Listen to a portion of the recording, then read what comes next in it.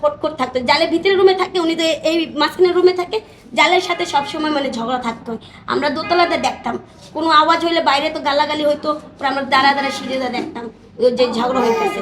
আর কালকে ওই সেই ঝগড়াটাই দেখলাম যে ওনার জালে বাচ্চা নিয়ে কি হয়েছে, জালে ওই বাচ্চা নিয়ে ঝগড়া দেখলাম, আর শেষ ঝগড়া এটাই দেখলাম। আর রাইতে ওই মাসুম বাড়ি রাইতে 12টার দিকে সেই দেখাই দেখলাম।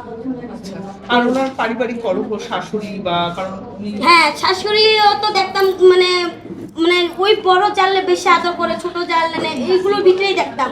মেয়ে সবসময় ইন্ডিয়া থেকে একা এসে, বাপ মা নাই, কেউ বলার কেউ নাই, জন্য সবাই ওনারা চাপ দিত।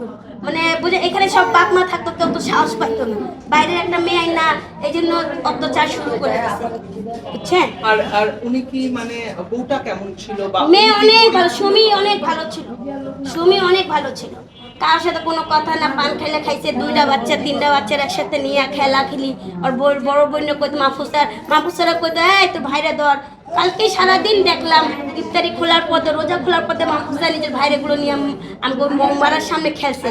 হঠাৎ কি হইলো, সকালে একসাথে কাম দিয়ে 11টার দিকে এই শুনি। মহিলাটা কি গরিব ছিলেন? হ্যাঁ, গরিবের মেয়ে ছিল দীক্ষা, ওই জন্য ওর দাম ছিল না, ঠিক আছে। আর একটু সবজিরে এই মেয়ে প্রথম বউ, আর ঘরে প্রথমে বউ ছিল না, এই মেয়ে আইসা তারপরে ভাসুরের বিয়ে করাইছে, ভাসুরের 2 নাম্বার বউ। প্রথম বউ সংসার করতে দেয় না এই শাশুড়ি, এটা 3য় বউ, বুঝছেন। এই 2 নাম্বার বউ আইসা এই ঘটনা বারবার ঝগড়া লাগতো, বারবার ঝগড়া লাগতো এই এই বউটা আইসার পর থেকে।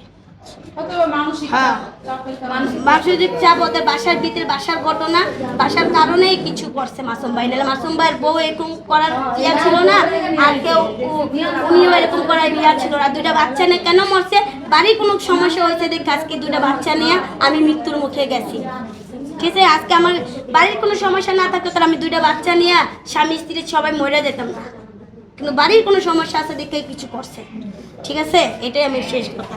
আর আপনারা তদন্ত করেন, ভালো করে বার করেন যে আসামি খুঁজা কি কারণে কি হয়েছে। আর আমাদের সন্দেহ ওই ঘরের ফ্যামিলির কারণে কিছু হয়েছে, এটাই আমাদের শেষ বলা।